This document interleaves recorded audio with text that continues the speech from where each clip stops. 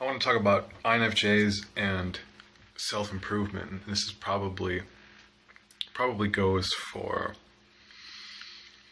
all NFs too.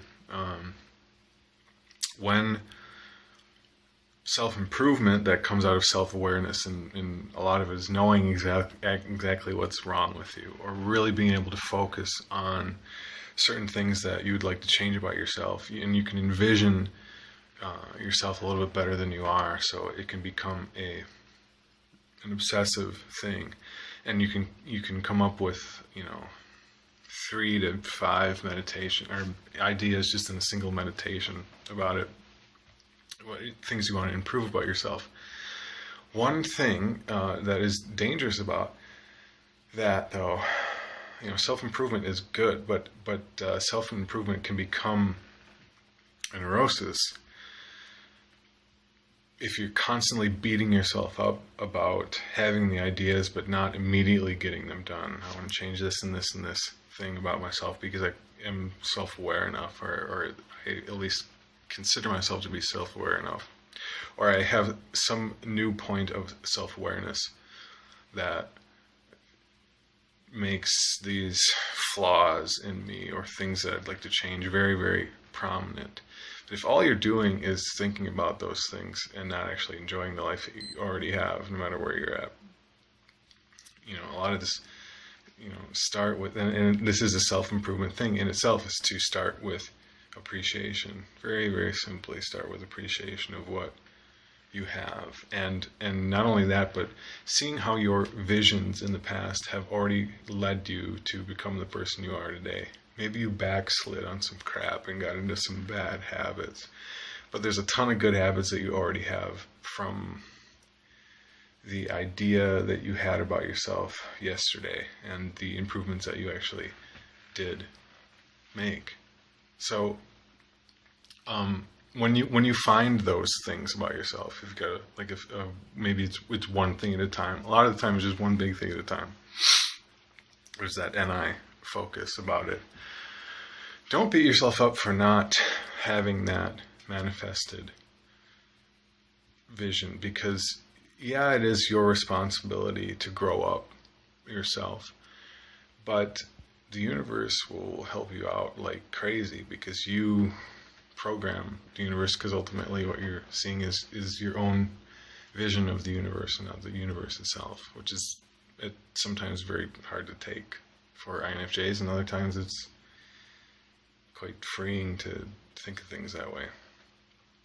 And the universe will align itself to the way you're thinking about it, and it's very much programmed by your expectations, by your beliefs about it, and how many other things in your mind you have going against those beliefs. So it is simply enough, and this has to do with the law of attraction, it's simply enough to think about something you want to change about yourself. And you don't even have to keep it in the front of your mind all the time. And this is very hard to say to an INFJ. Think about something, but don't keep it in the front of your mind, because you can ruminate it in the NITI loop forever and ever and ever. Not really forever and ever and ever, but you can get into long periods of it that start out good and end up too much self-analysis for your own good. You can simply look at the thing that you want to change about yourself, or the vision. It doesn't even necessarily need to be yourself. It can be your environment. It could be a change you're making to a project you're working on. It is enough to get started on it by saying, wouldn't it be nice if that changed? Or wouldn't it be nice if I put the energy into that? And you don't even have to force yourself to do it right now. You do not have to force yourself to start right now, because you're thinking about it. You've already started it. Thinking about it and intending it is starting it. Starting with a good intention. It has to do with the thymus chakra, if you study yoga. And the thymus is between the heart and the throat, so it's what you really, not what you want. It's more of a will thing, more of a solar plexus thing. But it's your truth of your real values from your heart, and being able to speak them between that. That's the thymus intention.